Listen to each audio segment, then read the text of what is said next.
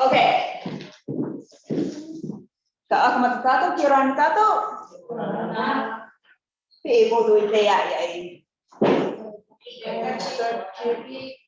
Okay, kaakamata tato ito tato kuyapi. So, tato. Si akameta kinay na sorry. Si akameta kinay mato itera ato si akameta kinay o ki o tu rami te ora mai na mato e amato e o mamma ite vai e ano meta tato yo e au e manapo ta o ta amen. Okay, so ko te me mua I te ai ko te to tātou tumu te au tu tātāʻanga o te reo Māori ki te au tu tātāʻanga kare tairai te tu tātāʻanga no te me e o tātāʻanga tuke okay, so te kupu papa a orthography kupu no te rawenga katoa no te tātāʻanga ko te arareta te o ture o te tātāʻanga ko ia te aiteanga o te kupu papa a orthography te tātāʻanga te arareta te o ture o te tātāʻanga te o okay, mana tā te mea I roto I tō tātou au mana tā o manako tuke ke ko te tangata o mana tā no tētai so ai Māori tātou ai ngararo te aroa tātou oe te mana tā okay, so atea me te orthography so ko te papaanga te urawenga katoa tētai rawenga ata te tātā te taime ko te script tuke te o script I roto I te ao so kare kairai te script so tātou script teia te script no te rātino but tuke te o script you know o script ke te tai ko tātou te reo papa a rātino but e o me ke the system so te taime the script that's one aspect of a writing system of the orthography and then there's the pirianga o te akairo ki te tangianga the system of correspondence with pronunciation so me waitata te pirianga me kare pirianga ko te tai tātāʻanga kare pirianga te tātāʻanga tintio kare tauturu tangianga kairo no te kupu kare kairo no te tangianga I roto I te tātāʻanga tintio so tētai tātāʻanga kare tauturu I te tangianga I tētai tauturu meitaki I tētai me te reo papa a maanga tauturu mako taka tuke te o rāwenga tātāʻanga teia te mea openga the spelling conventions teia te mea mai te o ture te te reta maata te akamata no te tāke atu kōrero, te mua I te ingoa, reta maata I roto I te ture tātāʻanga papa a, te rakatoa I roto tō tātou ture. But I roto I tētai atu tātāʻanga me te German, reta maata I mua I te au nōmena. Tuke, e reo ke, tuke te rawea mō te tātāʻanga. Maku, maipa. So, I te tātou teia tētai tātāʻanga taito, tēnei whaatene taito kitea tātou I tēnei. kare tātou I mārama ia te ai te ango te tātāʻanga. Me taito whai. Okay. Ko ki te koto I teia I te pituma te topo mai, but me a puapinga teia. Kare ko te pūtangianga, te tangianga o tētai reo, kare te reira I te tātāʻanga me ke te tangianga I te tātāʻanga. Tētai taime pirianga I te tātāʻanga te tangianga, but kare ai te anga me. Tuke. Te tangianga o tētai reo, te tātāʻanga o tētai reo. Ko te reo papa'a, rua ngā uru mā ono reita, I roto I te ara reita papa'a, ki te tātou, but, inara, a ngā uru mā pūtangianga I roto I te reo papa'a. So, kare ai te ara reita ki te pūtangianga.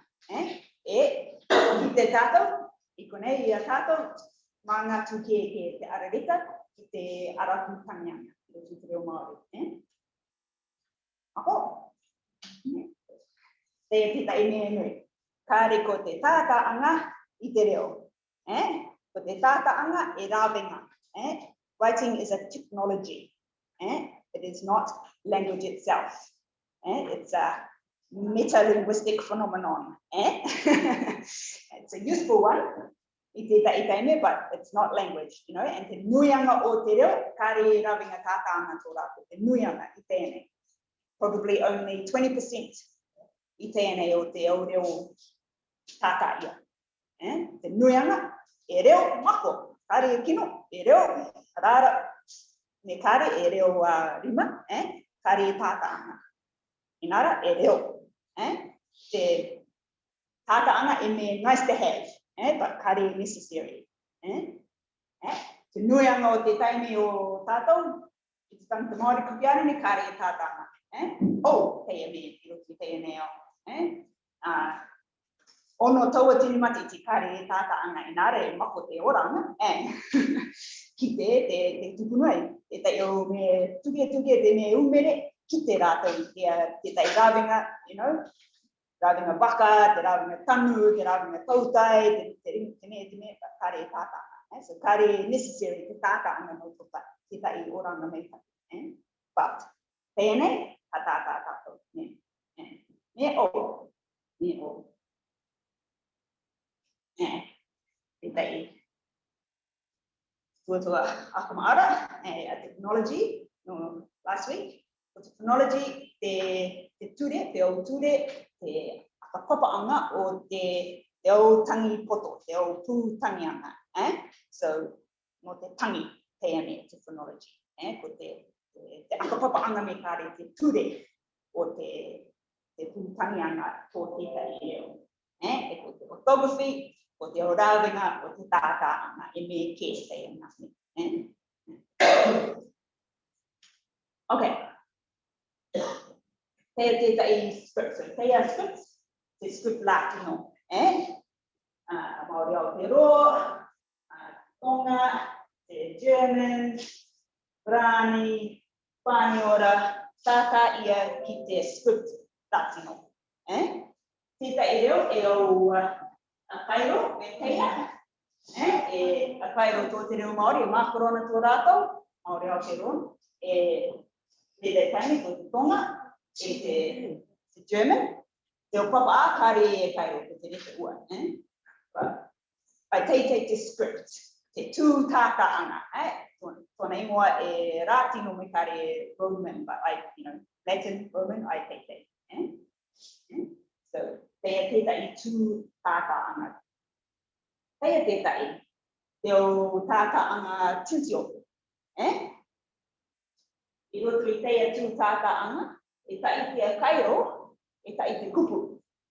Kare tangianga kupu. So, teia kupu. Teia kupu. Tuke te rāwenga o teia tū tātāʻanga. So, reo tintio, reo shafani, te tai au reo no ahia mai, tātā mei teia. I roto I whaterea o tintio, tai rai te tātāʻanga, tuke te au reo. ko te reo tintio Mandarin, I te reo tintio Cantonese, tuke te ngā reo, e tairai te tātāʻanga no te me, ko te akairo, I kupu, kāre mo te tangia. So, kata tau te tangata Cantonese, I te newspaper, kata tau te tangata Mandarin, I te newspaper ai teite, me rara mai rawa, tuke te rara, tuke te reo, but ka rau ki a tātou ki mara mai te tātāʻanga no te me ko te aiteanga katoa I roto te whakairo. Me ke te reira, ne, tuke. Me tātou I tita I reo pāniora, tita I reo warahane, kāre marama, reo ke, but, so tuke te akairo. Teta I marama tā I roto I teia tū tātāʻanga, ngā tā I te api, ngā tā nui te api, because api te tamariki I te, toru taua tini, taua tini, rua ngā uru taua tini a kairo no te kupu, because, e kupu I roto I teta I reo, pēnei pā, rua ngā uru taua tini kupu I roto I teta I reo, so me api I teta I tamariki tintio I te tata, api I aia nui te a kairo, so ngā tā I te api I te so te me mana tā I roto I te useful, but ngā tā nui, Teta I me alphabet, but he alphabet ke. So Cyrillic scripts, Greece, Russia, Serbia, Bulgaria, teta I ngā Europe, tātā I me teia. So manga ai te alphabet teia, but tuke ki te arareta rātino. But manga ai te whakaanga. So e pirianga tō teia a kairo ki te tangianga. Teta I taime, manga pirianga, teta I taime, ko teia a kairo, teia tata, teia tangianga. Mako? Teia teta I, no Thailand, reo Lao, I te pai o Thailand, tātanga mai teia, alphabet teia, tuke teia, but e tai a kairo, e tai te tangianga I roto, but tuke te arareta. Teia, e reo Māori no marike, indigenous language no marike teia, ko Cherokee, tō rātou anganga tātāʻanga, e tai te akairo, e tai te syllable. So, tuke, so, e tai te akairo no te pā, pō, pi, pā, pu. So, e rua reka tō tātou, but e tai te akairo tō rātou. So, e rawenga ke teia, so, syllabary teia. Teta I me teia ko te reo Korea, tō rātou tātāʻanga e syllable. Me mako te reo no teia tātāʻanga e rawenga me taki teia, but kāre te o reo kātoko e mako no teia tū tātāʻanga. So, te tumu o teia, e nui te anganga tātāʻanga, tuke, kāre tairai te anganga tātāʻa e nui. And teta I reo, mako teia tū tātāʻanga. Teta I reo, mako teia. Teta I reo, ka tau I teta I taimi. So, reo Turkey, I te taimi mua, tātā rātou I te tātāʻanga no Arabia, but I tēnei, tātā rātou I te tātāʻanga Ratino, so kua tau I rātou. Tau I te script. Kāre tau I te reo, tau I te rawenga tātāʻanga. So, karo kai te tau I. Pai mai ki konei, tō tātou reo Māori ki Academy, tō tātou tātāʻanga, arareta rātino, e teta I taime e au akairo me te amata e te makarona, but kāre tātā ia ana I te nuianga o te taime. So, pai mai ki konei. Me tātā, kei te akairo no te vaurero ki te tātou, te makarona, ai te reo Māori o te roa, te reo amo, te tonga, te au reo Polynesia, me tata e kairo no te Lowera roa, ko te kairo makoronga. Te me ironga, papa ironga. Te teime, te amata, so kua ki te tātou kona tinena te amata, kona tinena mei te o me a i ngā I ke monu te o kona tinena ke ba amata. So, mā ngā pirianga tō te tangianga, but kare ai teitei se teta ki te tangianga. No te me, rua me kuapinga ngaro, te Lowera roa, te amata. Ngaro, I te nianga te tainga o te tātāʻanga o te reo Māori. Tuke te tātāʻanga. E te mai ki konei. Tuke. Kare ai teitei te ture, I roto I teia tātāʻanga. So, tētai tangata, tātāʻanga nei teia. Tētai tangata, tātāʻanga nei teia. Tuke. Pēnei pa I roto I tētai piapa. Tuke, aronga ki ara. Tuke Teia tētai mana tā, kare tau te ture no te tātāʻanga. So, kare tātou I kite I aka pe tātāʻanga. Teia tētai mana tā.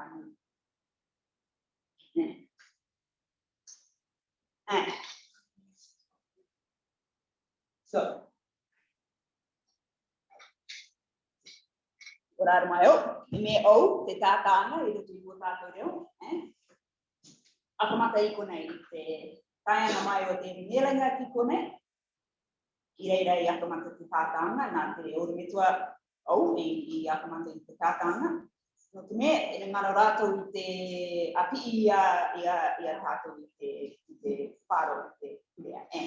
So, amoni rātou I te tātāʻanga mua o te reo Māori. Māanga mei taki, tā rātou tātāʻanga, but e au mana tā I roto. No te me, au rātou ki konei. Kare ki te mei te au ture o te reo. Kare rātou I te taʻunga reo, orometua rātou, koe atua rātou me puakinga, ki te mei taki rātou I te anganga orometua, but ki te pai, te anganga o te reo. So, e au tārawa ke I roto I tā rātou, areta tā rātou anganga tātāʻanga. So, me mua, kare rātou e kite, e me puapinga te roa anga o te Lowera. So, because no te me, I roto I te reo kupaa, I roto I te reo varani, kare te reira e me puapinga I roto I te reo. So, kare rātou e kite I te kimi I teia me. So, kare rātou e kite. Ai teitei ki reo Māori Aotearoa e tonga I te amo. Kare kite teia me, because kare e vai nei roto I te reo kupaa.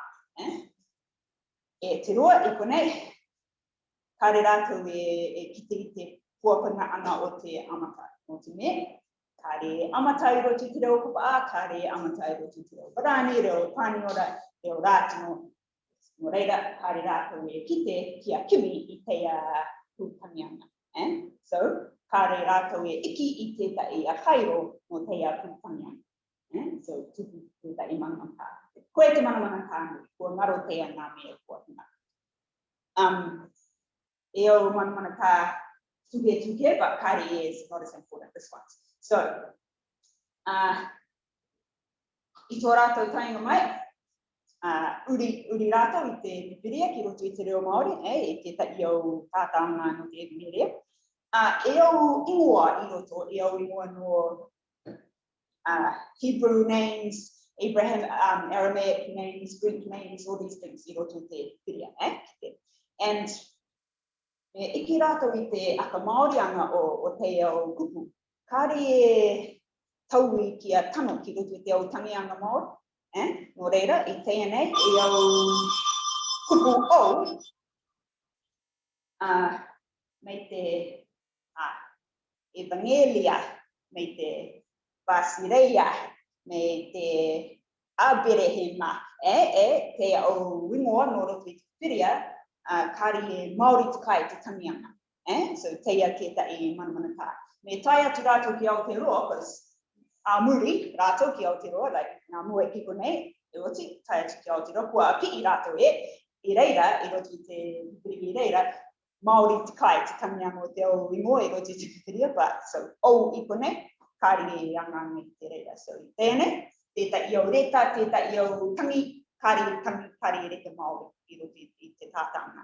But kāri e me nui, that's okay, doesn't really matter, right? But tētai me, kāri e tangatu kai no te tangianga o te reo Māori. But, yeah, and teia tētai me, very strange, this one. So, I roto te, ki te koto, I roto I te pipiria I tētai au puka, teia anganga.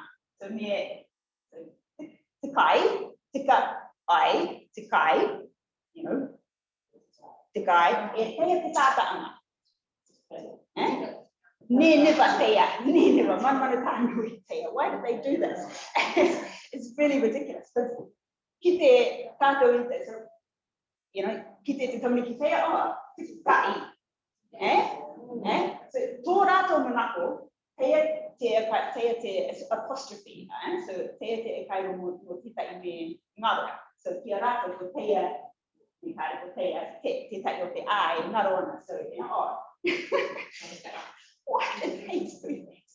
Never teia manako. But so, I tēnei, I teitai me tātou me teia. So, yeah, so, te tangianga o teia, te kai, te kai, te tangianga o teia. Te kai. So, e rua te kupu, but yeah, so, tika e te ai, tāpiri, te kai, teia te tātāʻanga. It looks like it's going to be tikai. But yeah. Tētai manamanta. And so me teia kupu te ai, aru mai aia I tētai veripa aka oti I te reta ai. So I roto I te tātāʻanga o te pipiria, me tupu teia, me teia. Problem for no reason. I don't know why they did that. Very, very weird. But yeah. So, teia tētai o manamanakai I te tātāʻanga no te the ordinary writing has these problems. But the very biggest one is missing information, right? Because it's significant, especially now. Yeah. So, I tēnei, ngā kā te tātou Māori me kāri ki te mea ki te reo. So, ki te tētai o koto. E ngā kā I te tātou te reo Māori me te tātou ormitua. Inara, me akamata koe I te āki I te tātou I tō tamarikianga, māma ua. Ai teia, me akamata koe I te tai āpi ianga I te tamariki, ai, māma I te āpi, but me akamata koe I te tuatau pakari, me kāri te, teenage time, so, I mua, I te tuatau ki te meta ki tātou katoa I te reo, kāri manamana tā. Kārawa, it was sufficient, it was good enough, it did the job, right? But I tēnei, ua taui. Nui anō tātou I konei, kāri ki te meta ki te reo, kāri vai nei te au kupu I roto te roro. So ki te tētai me au I pēa, kāri ai e kite e ai te me, te aiteanga o te, kāri te ngā kupu e vai nei roto I tuna roro, kāri raupe ai I te kimi I te me tanga. Way art, ki te koe art, right? I maramo, te maramo, I know what to expect there. Karoki a koe I te guess I te tanga. But me kāri e vai nei te au kupu Māori, te au tuatua Māori, tuatua ro Māori I roto I te ro. Yaka pe e rato e kite. They can't. Kāri roka. Sometimes, not all the time, but when it's tricky, it's really tricky. Ko teia tētai manamana tā ka o. Ngā rātou e iki, ngā rātou I iki, te reo raratonga e mata no te reo Māori kuki ai. tupu tētai mana tā.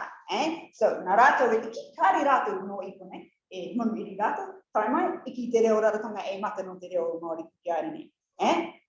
No te me, te nui anga o te tangi, maata te tangata i konei, no ana rātou i konei api i te reo raratanga, but just an accident, right? Just by accident, that happened.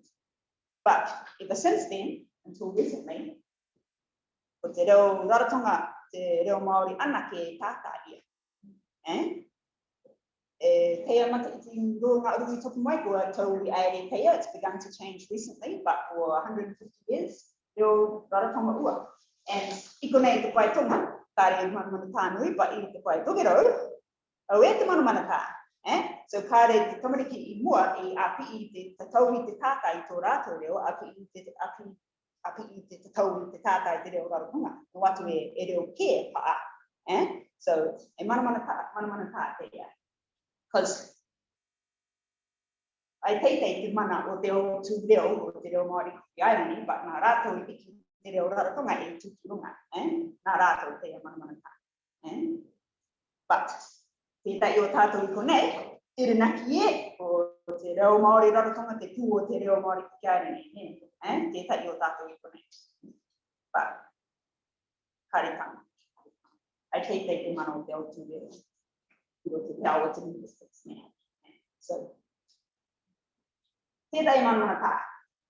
So, reo te rawenga tātāʻanga o te orumetua, māma I te api I, me marama mei taki koe te reo me kua pii ia koe I roto te tamariki rikiriki anga, me akamata koe I te pii te tau I te tamariki anga, māma kua rawa. Te nui anga o koutou mei teia. Maybe not tonight. But, nā tā kino I te rawe me kāre koe I ki te mei taki te reo. And pēnei paa, tā au tamariki, tā au mokupuna, nei teia. Te au tamariki I raratanga, te au tamariki I Nitiriri au te reiria, nā tā ia I rātou. Me manuia, te tamariki pā ingoa. Te wai nei rai I te reo Māori nā mua I reira, but akamata te tau ianga I reira. So, koe mai tātou I teia tūranga. So, kāre ko au te me mua e naki I tau I te rawe no te tātanga. Ko akamata teia manako ages ago, 1960s paa. Ko teia puka te papakupu Hughes ma. Tātā ia ki teia o teanga a kairo, te amatai, te makarona, ko tētai au puka. Nāna I tauturi ko kaparangi, So, irina ki nui aia I te tau I te tātāʻanga kia taka atu te pangianga. So, a long time ago. Teia tētai ākaranga no roto mai I teia puka. So, te vai nei te au makarona I te amatai I te reira. Nāra, tētai o teia a kairo,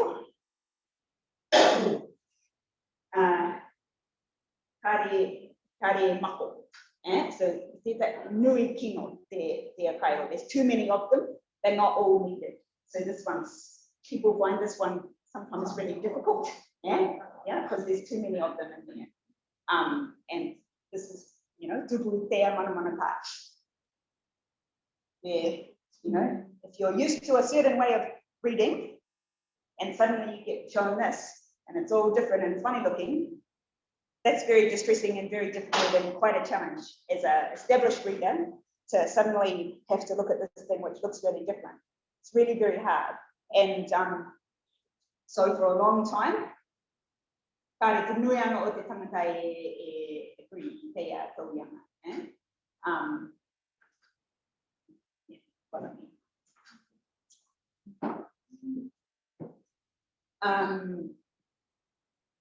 Teia tētai me nā te mararo o te api. So, ka tā matamata rātau I te aka marueroi te o puapi I te tātāʻanga I te ngā whairo. Inara, te tai au manaka I o te kune.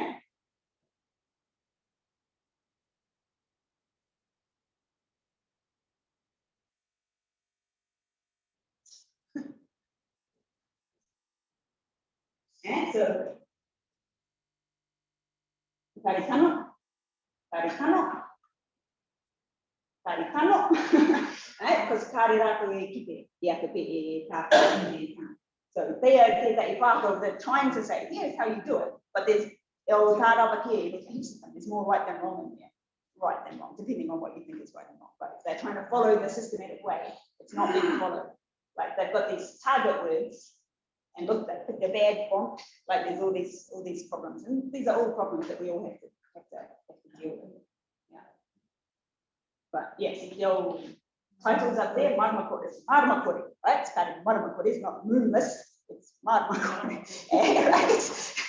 So, yeah. Doesn't really matter if these things don't have a moon most of the time, right? But Maramakore, right? And so on and so on. But my point is not to, it's not their fault. It's nata, no, this is really, really hard. And we haven't had any systematic help for it for a long, long time. Okay.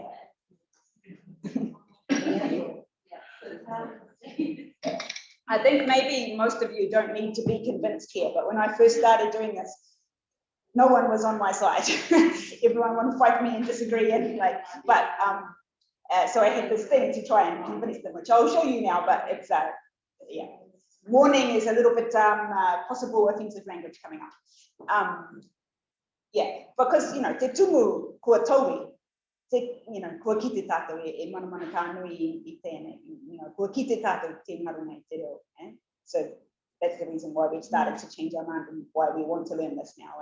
It's because it's just obvious and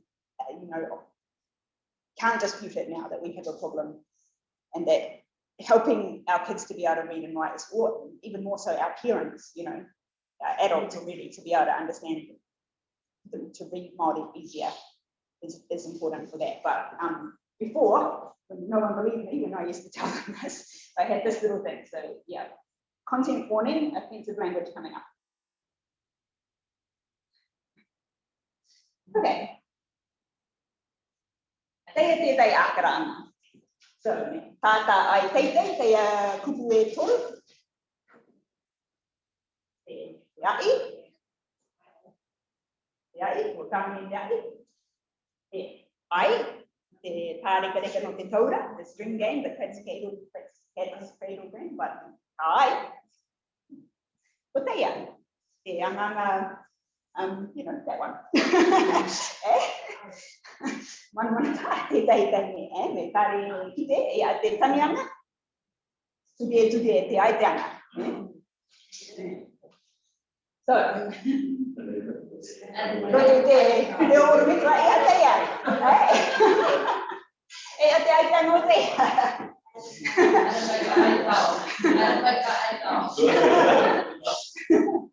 So, it could be, ai mai ka ai taua, or it could be, in Karipapu, right? Oh, wait, you don't want to say the wrong thing there, right?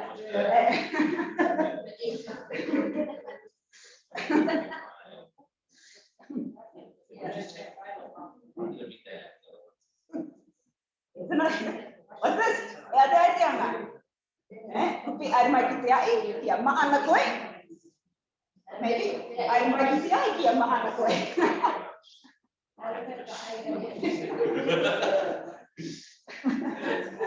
But, kata nei tātou, but I te tai kai me, tū mai te tamariki, ka tau I te tau. Tupu teia tupu, aka mā ai aue. And it can get worse. Right?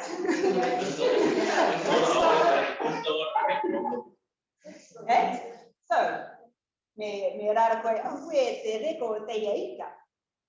That's a perfectly nice thing to say at the kaikai, but if you say the other one, that's a very weird thing to say at the kaikai, isn't it? Like, and this happens, especially in time I papa, right? And mata ai te api te reo and wants to, you know, say compliments about the food and then he accidentally says a compliment about something else, right? It happens. I've heard people do it, you know.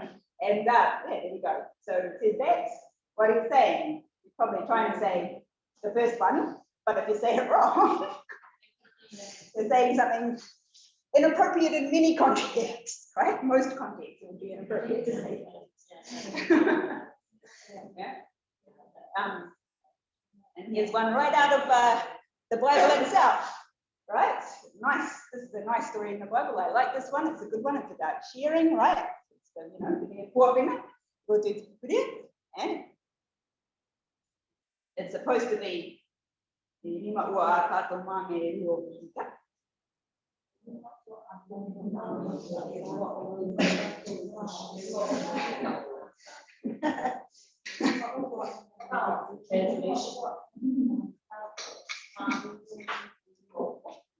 this is the Latin translation for the word ika.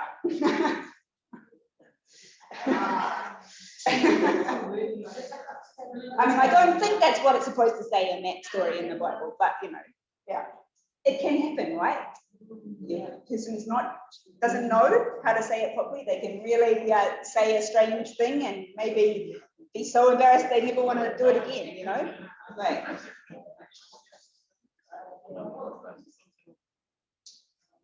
okay. As I said before, I don't think any of you anymore need to convince me, but here's my second argument. Te au tūtangianga o te au reo porenetia, and e pirianga tō tātou amata ki tō rātou au tūtangianga. So, kia mau tātou I te tātāʻanga o te kupu, ka tātā tātou I teia e kai o ki te tātou e pirianga ki teia. Another argument, a linguistic argument rather than a social argument. But yeah, I think maybe we agree now. But the problem is, yakape e kite te tātāʻanga tano, and nui te mana tā. Te tō taiake, the Cook Islands Māori Revised New Testament, te mea o. So, e rua Bibles I tēnei, te mea taito, te mea revised, ko te kororo motu o, the New Testament, only the Old Testament, tare oti, but this version, systematic, the writing, all written using the system, ngā māua ko te o tangata we designed it to try and make it a compromise between the nothing and the too much that's in the views and the ones that are written like that. That's the whole thing anyway. So that's quite a long document, as you probably know, the whole New Testament. That's a good place to check if you're wanting to find a model. But also anything that I've written will use that system, and in mostly anything that my students are starting, anything on the YouTube or any place that's involved with me will be written in that system. But we'll look for some more helpful things too.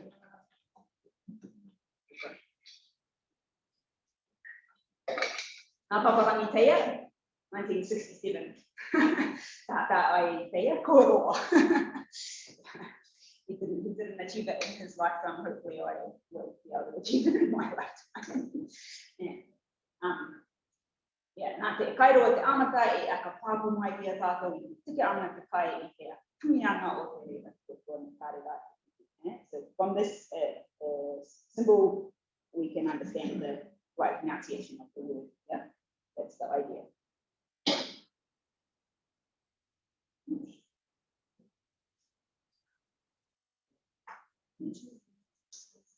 Te tātāʻanga.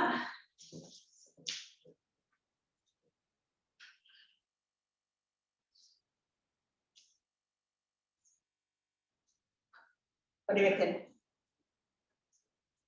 Not too bad? Not true changing? Look at the last one. Yeah, yeah.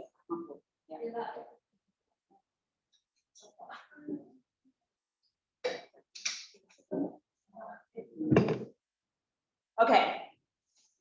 Ako, foto, ada yang cerita tu? Okay. So, saya cerita ini ite ni. Rua tu kupu, tu ite ta iro.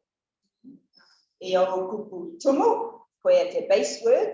Kupu unga, koe te patikaro, the particles, te unga. Ai te o reo kātoto te o kupu tumu, base word, te o kupu unga, the other kind. Yeah. Ko te kupu tumu, kiko tōna, aiteanga tōna. I roto I tētai arara papa a base word, tētai taime content word. No te me aiteanga tōna kiko. Ka roki a koe I te aka ki te mai a te aitea mo te kupu me kupu tumu. So, you know, ia te wākau. Ia ai kai ngā kai.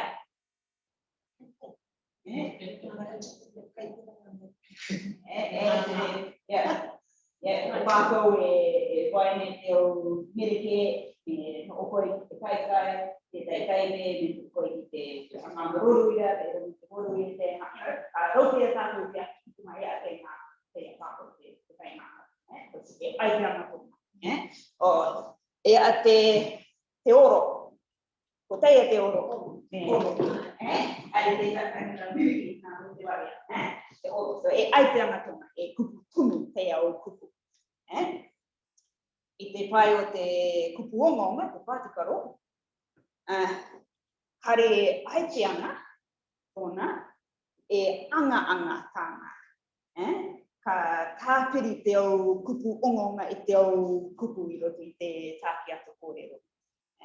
So ka kawe te kupu onga I te pirianga o teia tāki ato ki teia tāki ato. Me kare akataka I te pirianga o teia tāki ato ki teia tāki ato. Te anga tā rātou.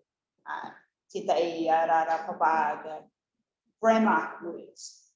They organize the sentence. They don't have the meaning inside. So, tētai ākara anga. Tūtaki ia ana te o kai o a tere tāna wāine. That's lucky. So, me kere te o kupu tumu. Tūtaki. Anga te reira, ka tupu te moni. Te kaio, nōmena teia, te moni te inanaru I te tai tangata. Kupu tumu, aiteanga. Ko tere, tangata te reira, ingoa tangata. Waine, tūtangata te reira. So, ki te tātou te aiteanga te o kupu, kupu tumu te a kupu. Ko te o me tete, kupu onga. So, a te a te aiteanga o te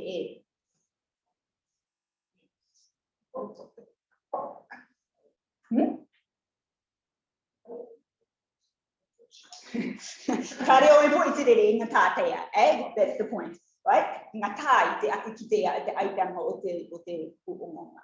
O te me, kare aiteanga pa anga tōna. So, ki te au, no te me, api au, I te au me, and ki te koe, next week we'll learn all about these things. But yeah, so ko teia pūweripa. Tōna anganga akamata ana I te tāki ato weripa.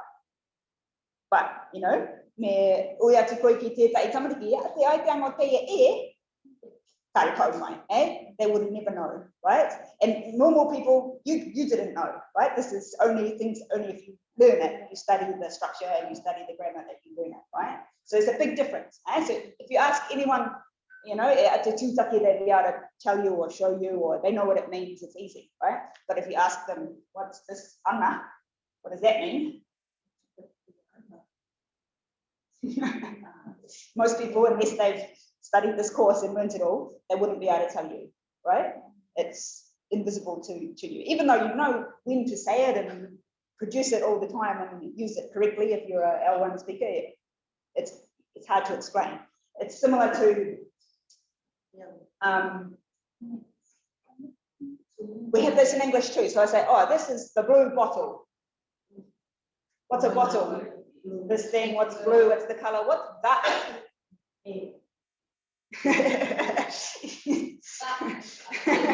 Yeah, te aiteanga o te that, me kare o te te.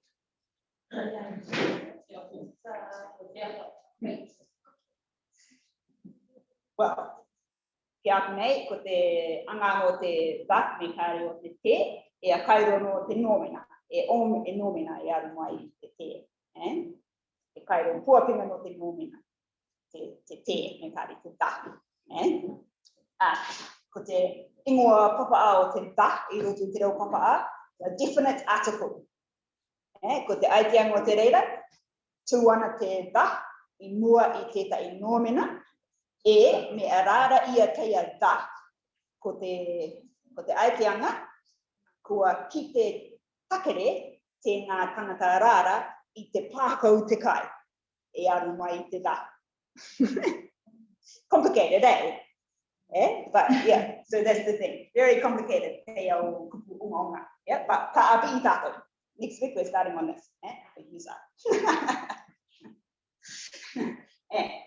So, me puapinga te no te tātāʻanga no te me ko teia. Ko te au kupu tumu, ko te tangianga te me puapinga. Me kite koe te tangianga tano, ka kite koe te tātāʻanga. Because ka rauki a koe I te rongo, I te rauwera I te rauwera koto, ka rauki a koe, tēnei paa ka rauka, me tātea, but most of you, ka rauki a koe I te rongo, te amata me kāre. So, me kite koe I te tangianga, ka rauki a koe I te tāta. Me kāre pāpu, ko te, I roto I te puka kupu a views, me e kupu tumu tano te puka a views. So, me inangaro koe I te tātāʻanga tano o tētai kupu tumu, kimi koe roto I te puka a views. It's on the online one. Just have to be careful because there's heaps of different books on there now, but the views one is the one that's right. But only for the base words, not for the kupu ongonga, not for the particles. It's wrong for that, right? So, because I roto I te o kupu ongonga, ko te ture o te tātāʻanga ko te aiteanga. Because, no te me e poto te o kupu, nui te tauianga o te tangi. Tētai taime roa, tētai taime poto, tētai taime amata, tētai taime kāre, but kāre e tau I te aiteanga. So, ka tātā tātou I te tai te kupu, tai te aiteanga e tai te tātāʻanga. But, the akape kite, I teia, it's nowhere but teia taime I konei, akamata mātou, ko au e ko tātou au tamantiaki I o te kupu mua, akamata tātou I te tātai tētai puka tauturu nungi teia, e link te tai I rungi te Moodle, no te draft version o teia puka. So, maybe I'll show you.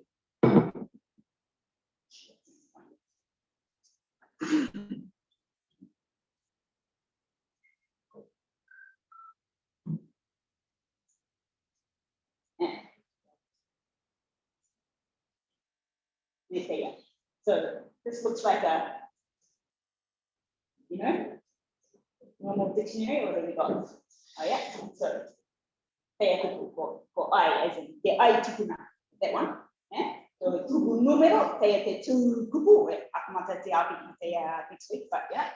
Number classifier, papa, te aiteanga, e kupu numero, e roto te kupu te, e te nomena, e a kairo no tētai tuku tangata. Koe te aiteam o teia ai.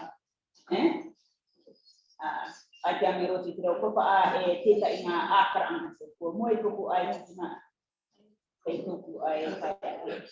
Teia tētai ākaraanga o teia ai. Teia te tātāʻanga e amaka tūna. Yeah, so teia tētai me tauturu. It's not quite finished, but share it to you now because all the example words are in it. We just haven't finished with the filling in examples and the what have you, but it's usable to a certain extent for you guys while you're doing this course. It's not all the words, it's just a kupu omonga and some short words that it's easy to get confused, like these ones. Yeah, you can go to here.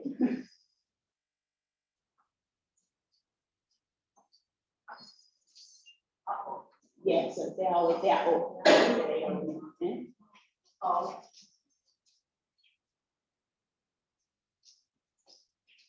Yeah, so teia tētai me tauturu no te tātāʻanga o te kupu umonga.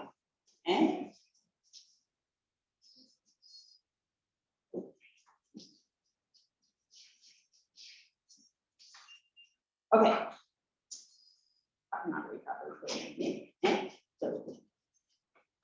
Immunity, akangaroi, inuai, puti, akangaroi. May take it.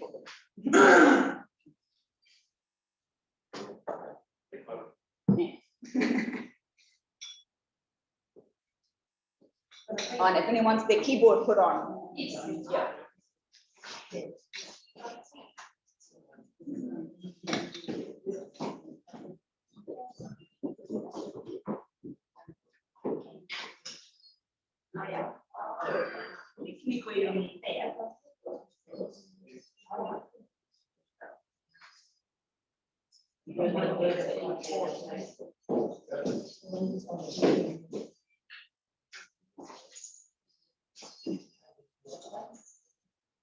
Oh, you're looking for that.